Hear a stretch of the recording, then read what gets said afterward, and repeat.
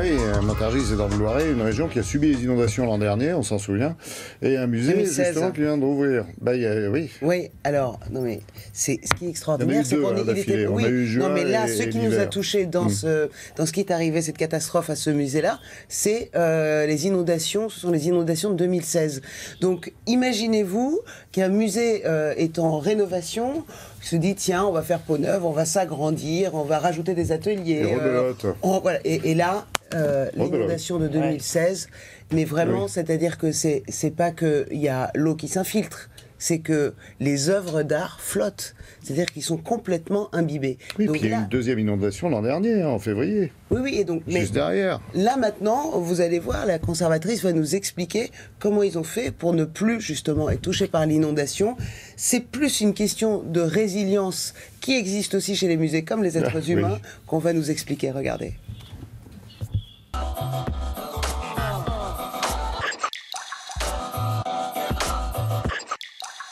Le musée s'appelle le musée Girodet, du nom de cet artiste qui est né à Montargis en 1767. En 2016, il y a eu un événement extrêmement important qui a été l'inondation. Et donc, malheureusement, l'eau s'est introduite à l'intérieur du bâtiment et les collections ont été submergées.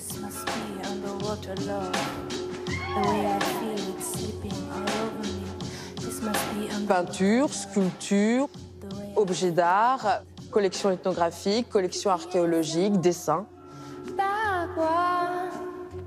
La résilience est bien sûr aussi importante pour les musées. Et bon, ça a été le cas. Nous, on l'a vécu grâce à la mobilisation de restaurateurs. Plus d'une cinquantaine de restaurateurs, toutes techniques confondues, qui sont venus en effet dans les 2 jours suivant cette inondation pour apporter en effet tout leur savoir-faire et toute leur technicité pour aider et pour sauver ces collections.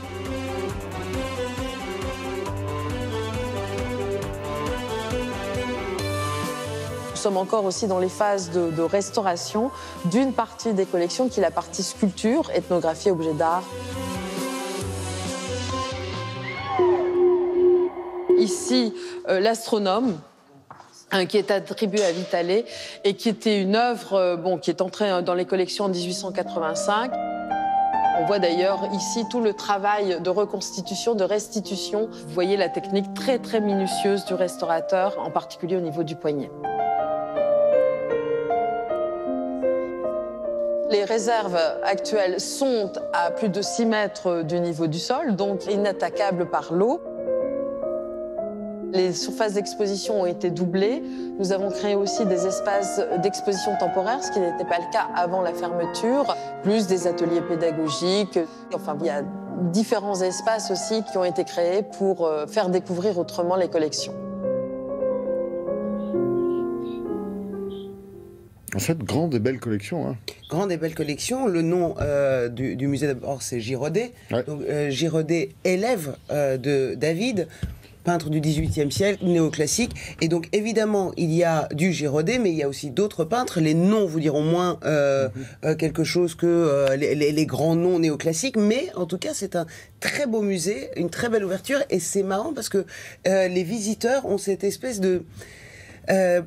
comme une compassion, c'est-à-dire qu'ils ont envie d'y retourner, ils regardent un peu, ils avancent lentement en disant comment ce musée s'est remis debout. Un bel espace avec une belle scénographie aussi, digne des plus grands musées, justement. Oui, et maintenant ces ateliers et cette bibliothèque qui a été réouverte. Vraiment, je vous invite, si vous n'êtes pas loin de Montargis, à aller voir ça de plus près. C'est beau et touchant. Et vous avez raison d'en parler. Merci beaucoup, Sarah. Merci.